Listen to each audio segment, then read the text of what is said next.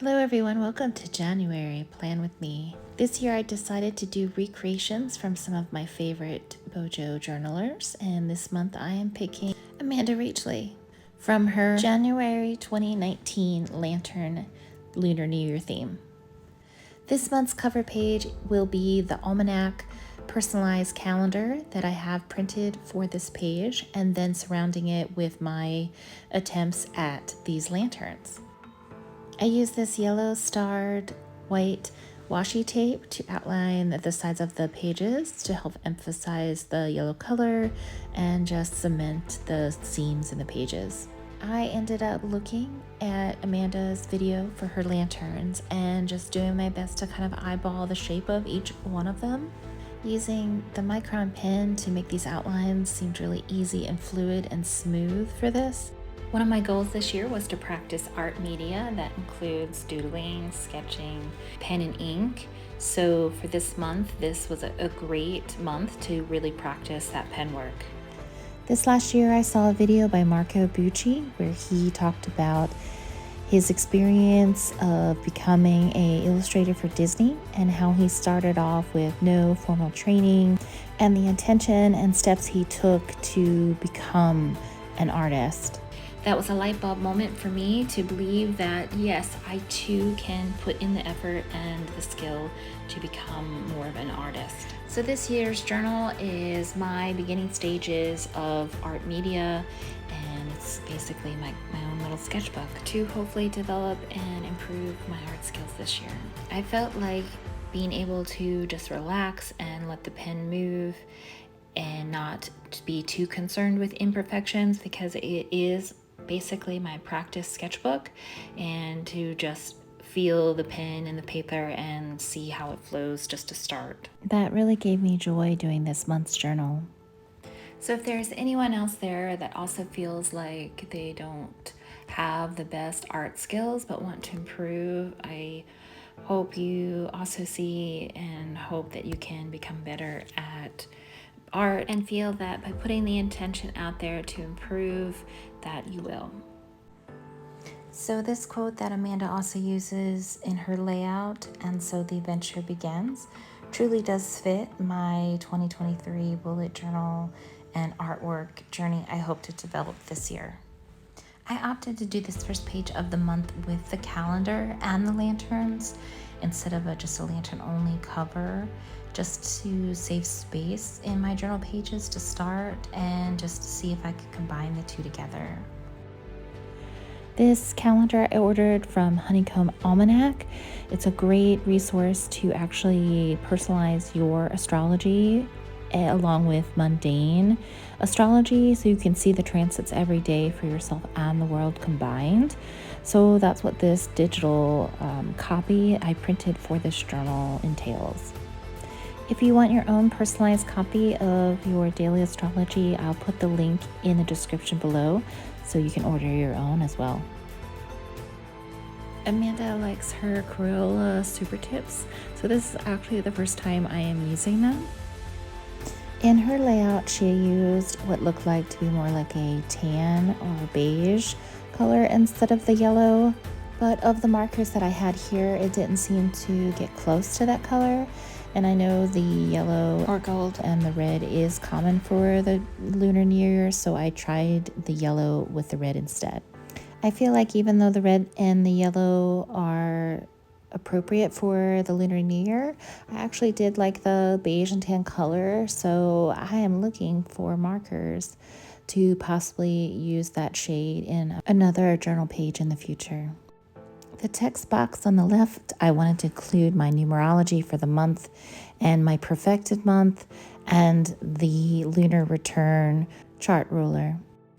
At the bottom of all of the pages for the weeklies, I wanted to cut out a space so that I could see my habit trackers all at once each week at the bottom of the page. This is actually the first time I am separating each habit into its own little calendar to check off. So I'm curious to see how this will work for me for this month. I decided to create tabs for each weekly that are a lantern that peekaboos out on the side. I also wanted to keep track of my weeklies in the 1 out of 52 week number. With January 1st starting on a Sunday this year, that worked out perfect to count out evenly the week numbers throughout this year. For the 52-week journaling challenge that I decided to do this year, I wanted to have a space specifically where I could write some of those notes for journaling. So on the left-sided page, I made a large lantern with the top section space for the week 1 journaling, and the bottom part of the lantern a goal space for the month. On the left side, I also included a space to keep track of my monthly steps. Making the tab for this week's page, and then adding a lantern for each day of that week. I measured where to put the lanterns on this page, but then I ended up misjudging where that measurement was. So the lantern seemed a little bit off center for some of these boxes, which kind of just went along with the haphazard way maybe lanterns do hang anyway. So that kind of worked out maybe in a happy mistake. This month I decided to go ahead and set up a space for each day. There are some months of journaling where I just kind of enjoy freestyle writing each week as they go along. So we'll see how I do this month, and if February, maybe the next month, I do it more freestyle or continue this more structured setup. Putting in black shadow boxes in each lantern so I can write in the number of the day of the week. Continuing the curved edges for the right side of the page and labeling the lantern for the week of the year. The first 2 pages I did of the journal, I would do the whole full page in black and white and then color. So by this 3rd page, I was ready to kind of maybe do both at the same time for some of them.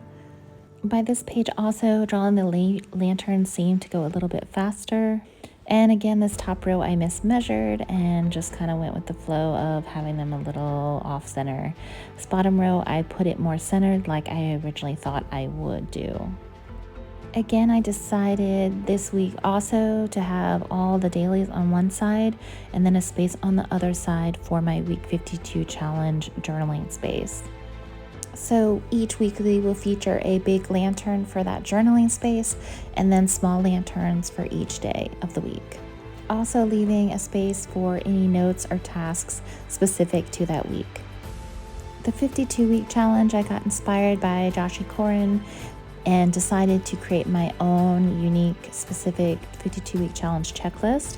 If anyone wants to hear or see some of those ideas that I did to cater towards my needs for the year to help you get inspiration for your 52-week challenge, let me know. I can share it in the description below or do a quick video on what those are. In my 2023 new bullet journal setup video, I have the page where I will list all the 52 weeks challenges. So as the year goes on, I'm going to fill in that page with a challenge that feels appropriate for that week.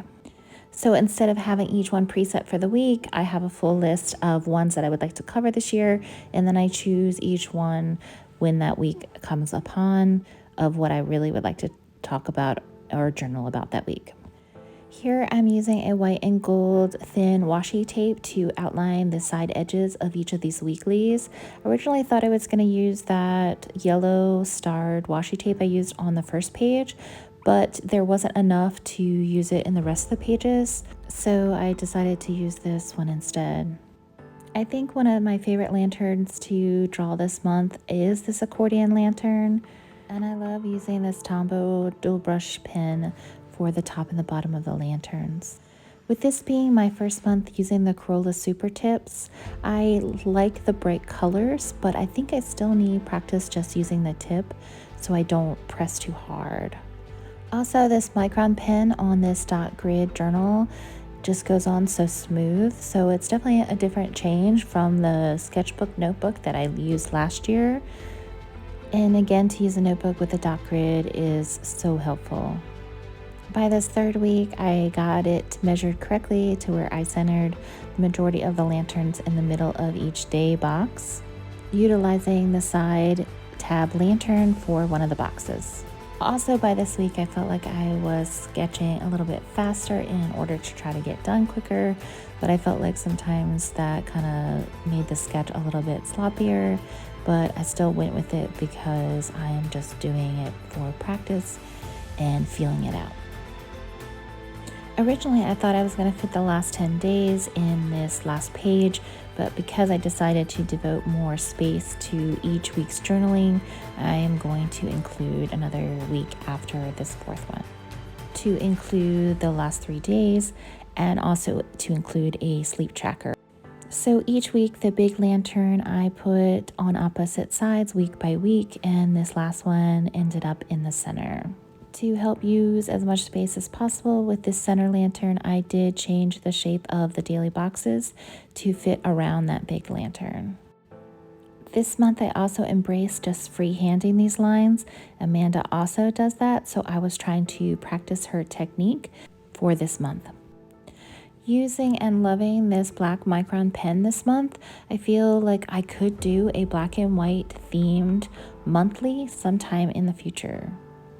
I had some extra space off to the side where I felt like this could be a good spot to add social trackers as the month goes along. Also wanted to make sure include that 8th box for notes and tasks for the week. For the writing over the black Tombow pen, I had originally wanted to use a white gel pen, but in this dry climate where I'm at currently, my pen just seems to dry out so fast, so I ended up using a gold metallic pen instead. The sleep tracker, I wanted to make it look like a lantern as well. And finishing up the month's dailies with the last 3 days here and a space for any other end of month or week notes. So I'm deciding what to do with this right side of the page, to either make this page the week 5 journaling section and have both the January and February themes combined and somehow merging, or start the February page right here. So I'll have to see how that goes, and you guys can see next month's video to see what happens. If anyone has great ideas for that page, please comment below. So overall, I am grateful to Amanda for doing her doodles every month and inspiring us all. Because of that, I was inspired to do this layout and to continue doodling and feeling more confident about doing it. Thanks for watching and happy journaling.